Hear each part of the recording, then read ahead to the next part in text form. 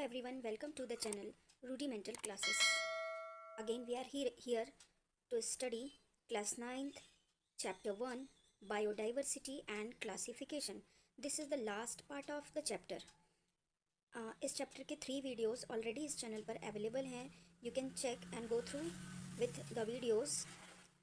Then you can better understand the whole chapter.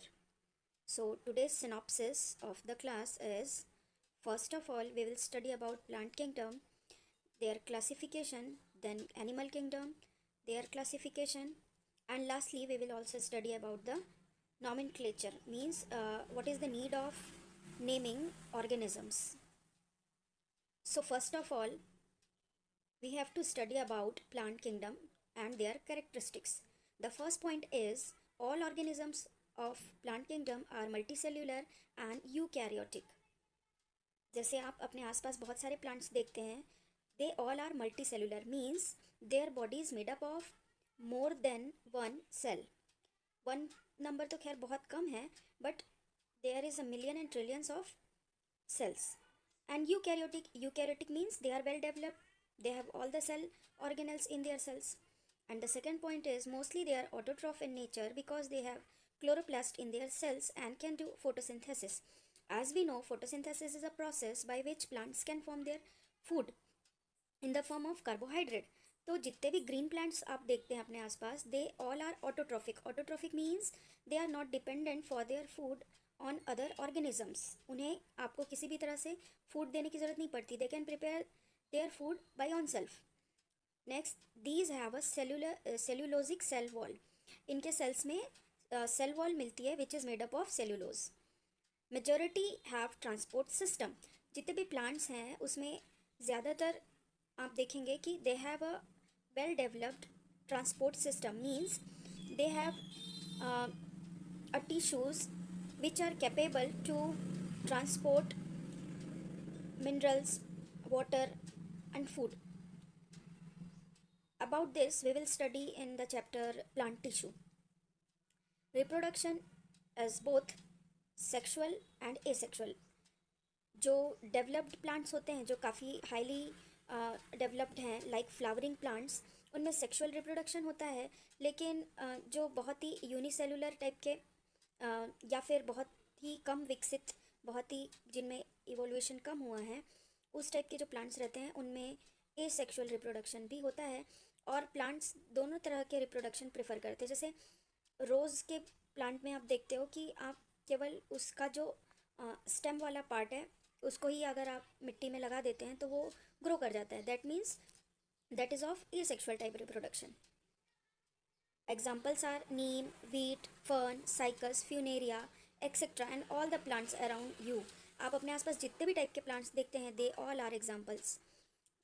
Here is a picture like Spirogyra, funaria, markensia, fern, cycas, neem, coconut plant, cactus, etc.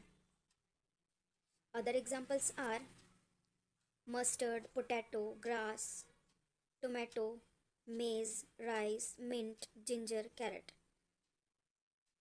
Next one is, here is a point about algae. So first of all we must understand what is the algae.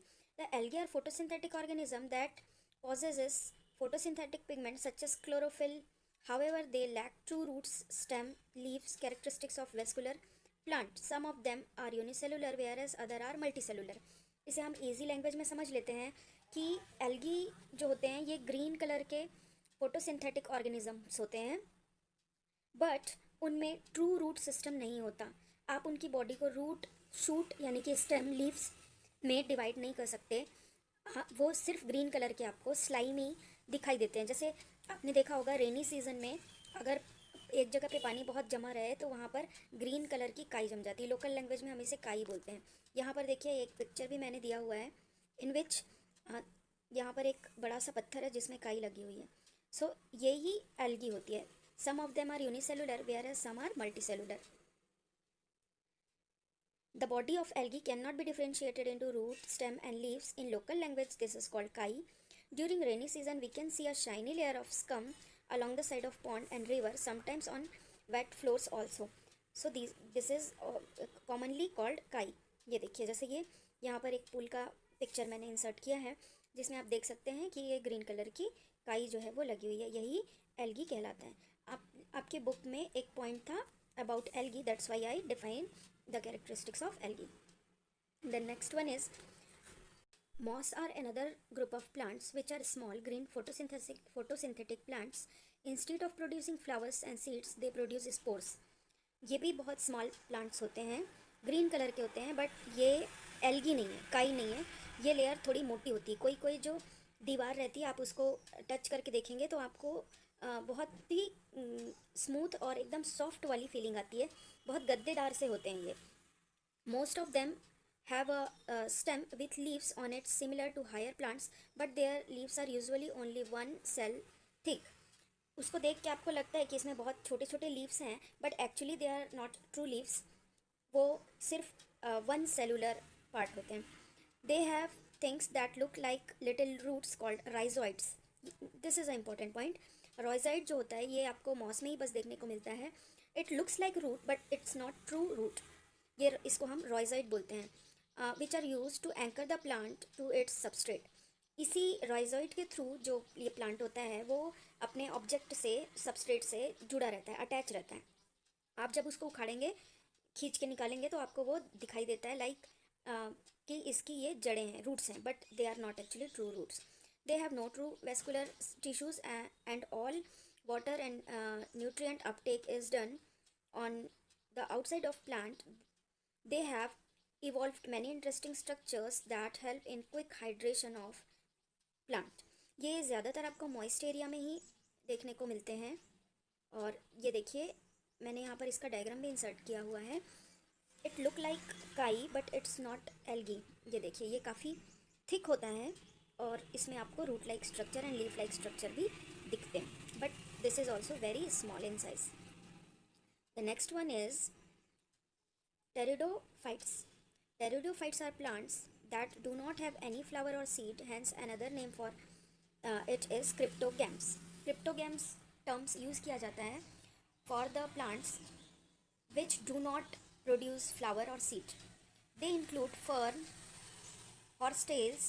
In fact, they can be considered as the first terrestrial vascular plant showing the presence of vascular tissue, xylem and phloem. Mostly of them find these plants in damp and shady place. Also most fern are grown as ornamental plants. यहाँ पर जो मैंने picture insert किया है, I am sure कि आप लोगों ने ये वाला प्लांट जो है वो कहीं ना कहीं देखा होगा, because this is used as ornamental plants, but इसमें कभी भी फ्लावर नहीं आता, कोई सीड नहीं होते। And this is the first terrestrial plant. अभी तक आप जितने भी पढ़ रहे थे, दैट इज़ एल्गी, ब्रायोफाइटा, ये सब के सब मॉइस्ट एंड वाटरी एरिया में होते हैं, और ये फर्स्ट टेरेस्ट्रियल प्लांट है, मीन्स जो पहले ज़मीन पर होता है, because it contain true vascular system. इसमें first time xylem and phloem देखने को मिलता है। So this is a class of plant which is known as pteridophytes, और इसी को हम क्रिप्टोगैम्स भी बोलते हैं, और ज़्यादातर इसके एग्जाम्पल आते हैं fern. The next one is classification of plants. Here this picture is from your text book. आप अपने टेक्स्ट बुक में भी ये पिक्चर देख सकते हैं।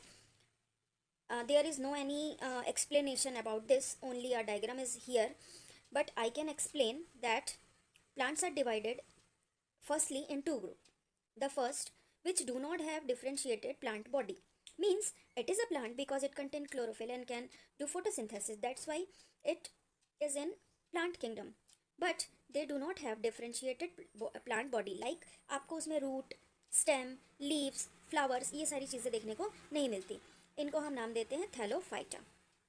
द सेकेंड वन इज जिसमें डिफरेंशिएटेड प्लांट बॉडी होती है, तो उसमें भी फर्स्ट है विदाउट स्पेशलाइज्ड वेस्कुलर टिश्यू, जिसमें वेस्कुलर टिश्यू यानी कि ऐसे टिश्यूज़ जो कैरी करें, ट्रांसपोर्टेशन में पार्टिसिपेट करें of minerals, salt, water, food etcetera, ये इसमें स्पेशलाइज्ड टिश्यू नहीं मिलता।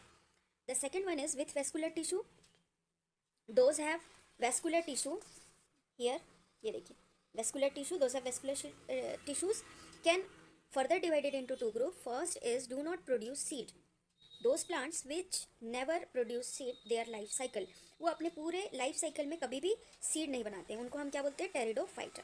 And other one is phanerogams, इसी को क्रिप्टोगैम्स भी बोला जाता है.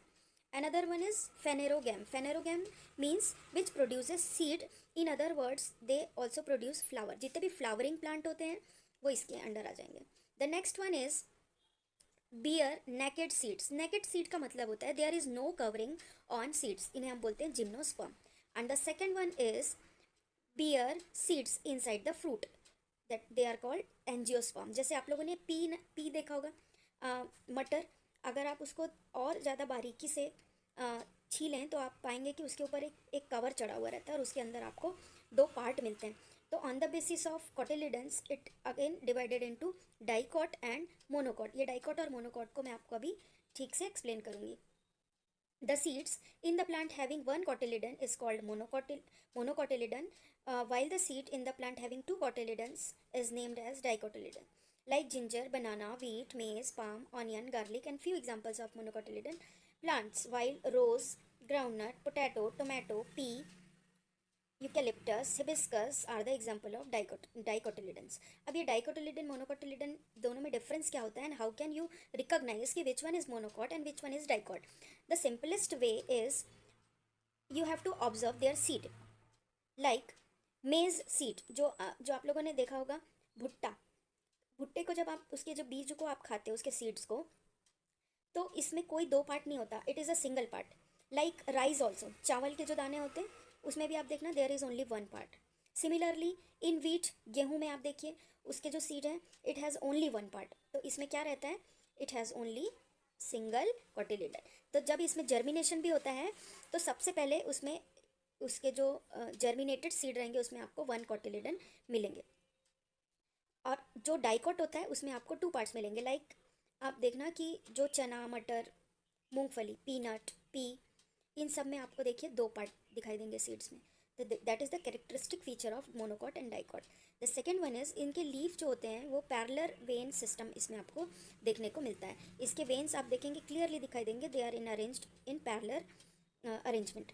इसमें आपको ब्रांच्ड वेन, जिसको हम रेटिकुलेटेड भी बोलते हैं, वो मिलेंगे. लाइक आप इसमें कोई भी ग्रास, वीट या राइस, इसके प्लांट्स की लीफ को कंपेयर कर सकते हो with the leave of mango और नीम.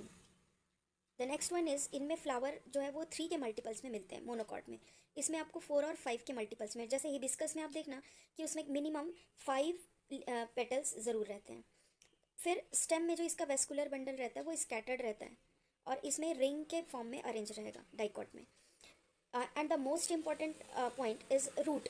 इसमें फाइब्रस रूट मिलता है मोनोकॉट में एंड डाइकॉट में आपको टैप रूट मिलेगा. फाइब्रस में ये बिल्कुल फाइबर लाइक और ज़्यादा डीपली नहीं जाते हैं फाइब्रस रूट जो होते हैं, बट टैप रूट जो होता है वो उसमें एक मेन रूट रहेगा जो कि बहुत नीचे तक जाता है. And the next one is kingdom Animalia. They are multicellular organism which do not possess chlorophyll. Cell wall is also absent. They are eukaryotic and heterotrophic forms, means they cannot prepare their food by themselves. Most of them animal have specialized organ for movement, means they have muscles which can contract and relax. Reproduction is mainly sexual. However, asexual reproduction is also found in lower forms. Mode of nutrition is mainly by egestion. यहाँ पे injection लिखा है, this is wrong, it is egestion.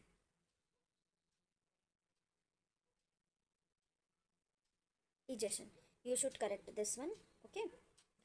By they have a specialized organ for intake of food, as for example butterflies have do sucking tubes, human have mouth, birds have beaks, etc. Example is elephant, dragonfly, parrot, flatworm, leech, fish, snail, frog, snake, etc. Here is the picture is also available. This is the classification of animal kingdom. So animal kingdom, this classification is only for vertebrates. Vertebrates means which have vertebral column. In Hindi we can say कि all those animal which have vertebral column, जिनमें रीढ़ की हड्डी होती है, vertebral column होता है, उसी का यहाँ पे क्लासिफिकेशन जो है वो दिया है. You can see this picture from your text book page number 12 also.